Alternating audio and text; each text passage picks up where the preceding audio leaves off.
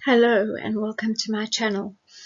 As part of my video series, I'm going to be focusing on Black History Month and looking at some of the achievements of Black people, particularly in the USA to start with, but also in the rest of the world. I'd like to start my video series today by looking at the transatlantic slave trade, which had quite an impact on the USA and on other countries in the world, but we're focusing on the USA today. I hope you enjoy the video.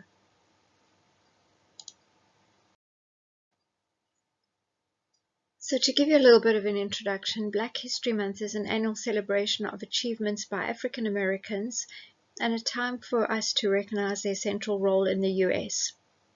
There are currently 46.8 million Black Americans living in the USA. Before we begin our presentation, I'd just like to mention that once upon a time, all the land masses were joined together and everybody lived on one continent, which was basically Africa in the center. And people traversed the land masses and established themselves in different areas of this one huge land mass.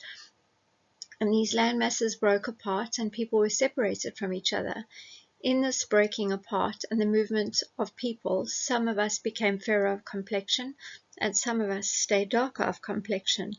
Basically, our skin color was determined by the sun, and so our skin tones changed depending on where we chose to live. Humans left Africa and began dispersing throughout the world at least about 120,000 years ago.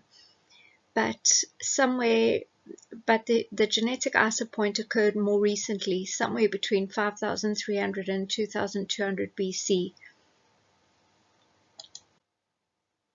So as I mentioned, we're going to start off looking at Black history from the viewpoint of the transatlantic slave trade, because this had a really large impact on America. And so let's begin. Black Americans were imported from Africa during the transatlantic slave trade, and before the transatlantic slave trade, Black people were mainly based in the African continent, although they did go to other continents once the continent split apart. When we look at America, the concentration of Black Americans is mostly concentrated in the South. You'll see that there's 56% concentration in the South, and there's a very good reason for that. That was basically where the cotton plantations were, and Black people were imported to the South to work on cotton plantations and to help with farming. In August of 1619, a journal entry recorded that 20 and odd Angolans who were kidnapped by the Portuguese arrived in the British colony of Virginia and were then bought by English colonists.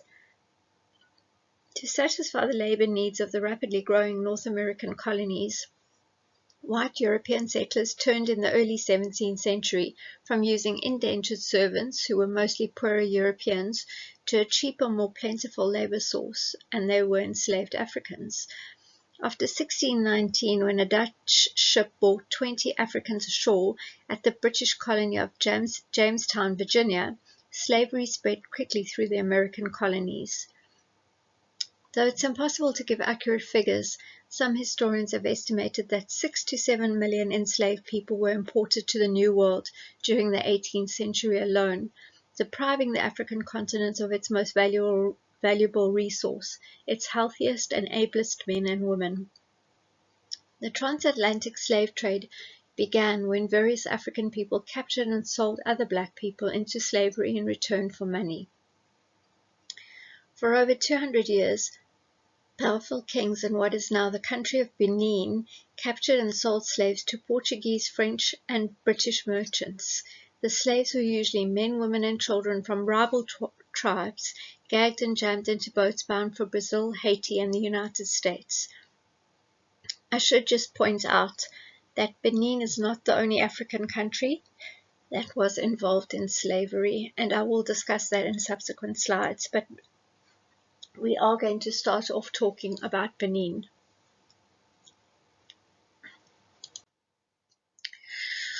Unlike some African countries, Benin has publicly acknowledged, in broad terms, its role in the slave trade. In 1992, the country held an international conference sponsored by UNESCO the UN cultural agency that looked at where and how slaves were sold, in 1999, President Mateo Caraco visited a Baltimore church and fell to his knees during an apology to African Americans for Africa's role in the slave trade. But as I mentioned, Benin is not the only country that was involved in the capture and selling of black people into slavery. In this particular slide, you can see the slaving port of Ida, which is where the slaves were sent to the ships from, and it's called the door of no return, and that's where they left to board the ships. That's a slide of Benin, where it's located.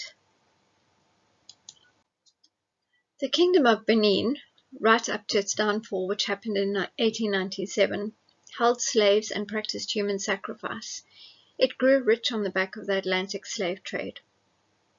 For over 200 years, Benin was involved in the slave trade.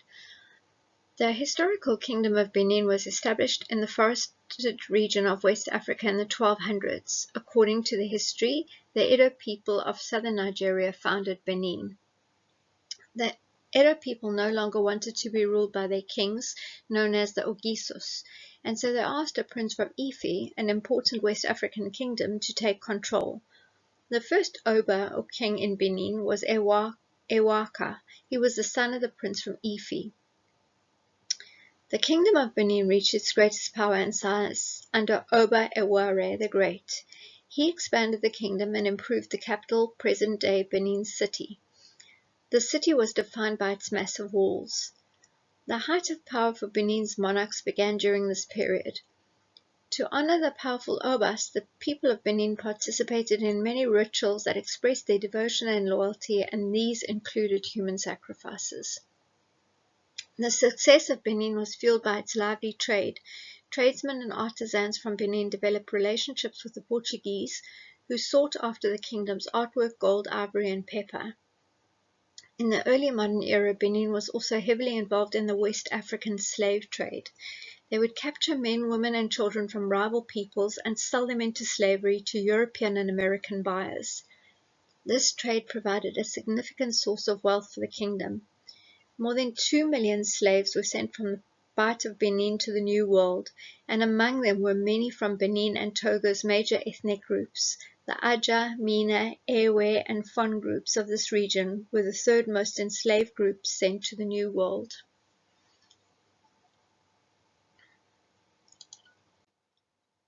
But Benin wasn't the only country involved in the slave trade. There were others, and I'm going to also look at Nigeria now.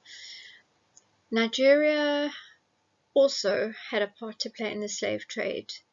Enormous profits were made, mostly by Europeans, but a small number of Africans also benefited economically, mostly along the southwest coast of Nigeria.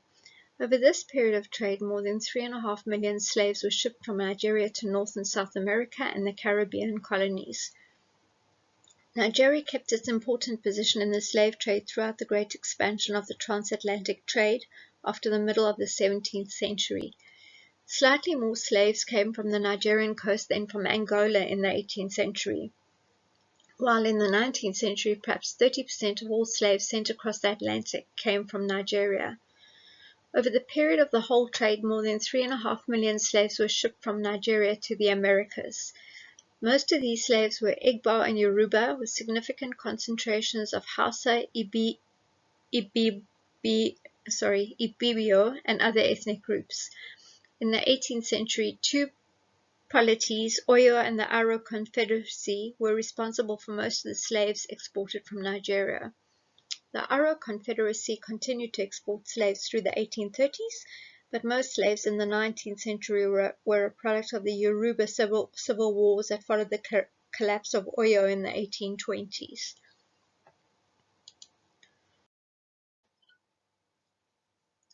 A Nigerian journalist and novelist, Adeobi Trisha Nawabani, writes that one of her ancestors sold slaves, but argues that he should not be judged by today's standards or values. My great-grandfather, Nawabani Ogogo, was what I prefer to call a businessman from the Igbo ethnic group of southeastern Nigeria. He dealt in a number of goods, including tobacco and palm produce, but he also sold human beings. He had agents who captured slaves from different places and brought them to him, my father told me. Now, Obani Ogogo slaves were sold throughout the ports of Calabar and Boni in the south of what is today known as Nigeria. People from ethnic groups along the coast, such as the Ifik and Ijaw, usually acted as stevedores for the white merchants and as middlemen for boat traders like my great-grandfather. They loaded and offloaded ships and supplied the foreigners with food and other provisions. They negotiated prices for slaves from their hinterlands, then collected royalties from both the sellers and the buyers. Now, Obani Ogogo lived in a time when the fittest survived and the bravest excelled. The concept of all men are created equal was completely alien to traditional religion and law in his society. It would be unfair to judge a 19th century man by 21st century principles. Assessing the people of Africa's past by today's standards would compel us to cast the majority of our heroes as villains, denying us the right to fully celebrate anyone who was not influenced by Western ideology. Igbo slave traders like my great-grandfather did not suffer any crisis of social acceptance or legality. They did not need any religious or scientific justifications for their actions. They were simply living the life into which they were raised. That was all they knew.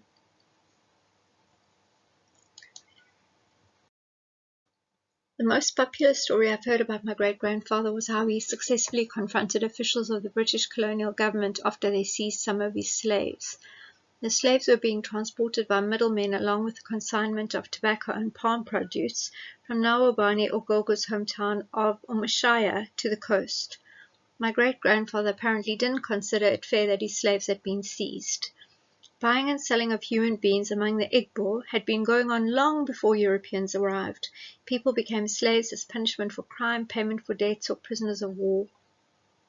The successful sale of adults was considered an exploit for which a man was hailed by praise singers, akin to exploits in wrestling, war, or in hunting animals like the lion. Igbo slaves served as domestic servants and laborers. They were sometimes also sacrificed in religious ceremonies and buried alive with their masters to attend to them in the next world. Slavery was so ingrained in the culture that a number of popular Igbo proverbs make reference to it. Anyone who has no slave is his own slave. A slave who looks on while a fellow slave is tied up and thrown into the grave with his master should realize that the same thing could be done to him someday. It is when the son is being given advice that the slave learns. The arrival of European merchants offering guns, mirrors, gin, and other exotic goods in exchange for humans massively increased demand, leading people to kidnap others and sell them. European buyers tended to remain on the coast. African sellers bought slaves from the interior on foot, and journeys could be as long as 300 miles. Typically, two slaves were chained together at the ankle, and columns of captives were tied together by ropes around their necks. 10 to 15% of captives died along the way.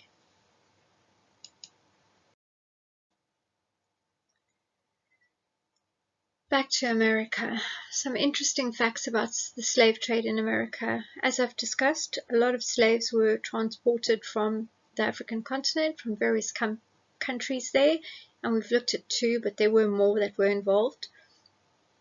And in America, most of these slaves were transported to the southern states. Many northern states had abolished slavery by the end of the 18th century, but the institution was absolutely vital to the South, where black people constituted a large minority of the population, and the economy relied on the production of crops like tobacco and cotton. Congress outlawed the import of new enslaved people in 1808, but the enslaved population in the U.S. nearly tripled over the next 50 years, and by 1860 it had reached nearly 4 million, with more than half living in the cotton-producing states of the South. The early abolition movement in North America was fueled both by enslaved people's efforts to liberate themselves and by groups of white settlers such as the Quakers who opposed slavery on religious or moral grounds. Through the lofty ideals of the revolutionary era invigorated the movement, by the late 1780s it was in decline, as the growing southern cotton industry made slavery an even more vital part of the national economy. But then came the Civil War. So slavery was practiced in America mostly in the South, as I've mentioned, and nearly 4 million black slaves toiled in the South. The American Civil War, though, began in the 1860s and started because of uncompromising differences between the free and slave states over the power of the national government to prohibit slavery in the territories that had not yet become states. And by the summer of 1862, Lincoln had come to believe he could not avoid the slavery question much longer. So 5 days after the bloody Union victory at Antietam, he issued a preliminary Emancipation Proclamation. On January 1st, 1863, he made it official that enslaved people within any state or designated part of a state in rebellion shall be thenceforward, and forever free. As Reconstruction drew to a close and the forces of white supremacy regained control from the carpetbaggers, they were Northerners who'd moved south, and freed black people, Southern state legislatures began enacting the first segregation laws, which we know as the Jim Crow laws. By 1885, most Southern states had laws requiring separate schools for black and white students, and by 1900, persons of color were required to be separated from white people in railroad cars and depots, hotels, theaters, restaurants, barbershops, and other establishments. On December 1st, 1955, an American woman named Rosa Parks was riding a bus in Montgomery, Alabama, when the driver told her to give up her seat to a white man. Parks refused and was arrested for violating the city's racial segregation ordinances, which mandated that black passengers sit in the back of public buses and give up their seats for white riders if the front seats were full. Parks, who was a 42-year-old seamstress, was also the secretary of the Montgomery chapter of the NAACP. As she later explained, I had been pushed as far as I could stand to be pushed. I decided that I would have to know once and for all what rights I had as a human being and a citizen. 4 days after Parks' arrest, an activist organization called the Montgomery Improvement Association, led by a young pastor named Martin Luther King, spearheaded a boycott of the city's municipal bus company because African Americans made up some 70% of the bus company's riders at the time, and the great majority of Montgomery's black citizens supported the bus boycott. Its impact was immediate. We all know the impact Martin Luther King also had, but everything was started off by Rosa Parks. I also want to just take a brief look at how interracial marriage was decriminalized. If you don't know, in 1960, interracial marriage was forbidden by law in 31 U.S. states. The first interracial marriage in the United States was that of the woman known as Pocahontas, who married a tobacco planter, John Rolfe, in 1614. So the Quaker Zephaniah Kingsley married a black enslaved woman he purchased in Cuba, and he further had 3 black common law enslaved spouses. He freed all 4. In 1828, Zephaniah published a monograph on the advantages of intermarriage, which according to Kingsley birthed healthier and more gorgeous kids and better residents. He lived in Spanish Florida until Florida became a part of the U.S., for which reason he ultimately immigrated with his family to Haiti. The first legal black-white marriage in the U.S. was between black American professor William G. Allen and a white student, Mary King, in 1853. When their intentions to wed were announced, Allen miraculously avoided being lynched. Their wedding was secretive, and they left the U.S. quickly for England and never came back. Nowadays, according to the U.S. Census Bureau, the amount of interracially married couples has grown from 310,000 in 1970 to 651,000 in 1980 to 964,000 in 1990 to 1.5 million in 2000 and to 2.3 million in 2008.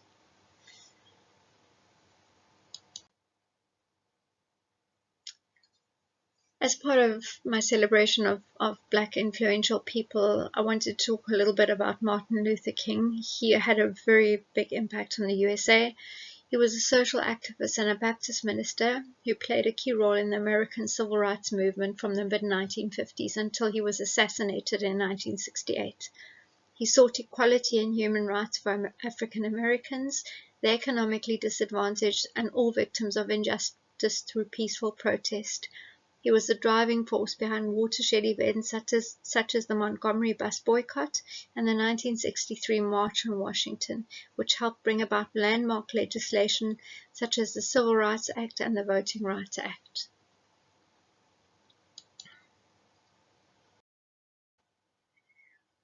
So I'm going to be discussing key people in American history in subsequent videos, but here are some key people I wanted to bring to your attention. Robinson, he was a baseball player. Rosa Parks, who started the whole civil rights movement, and Martin Luther King, who was inspired by Rosa Parks.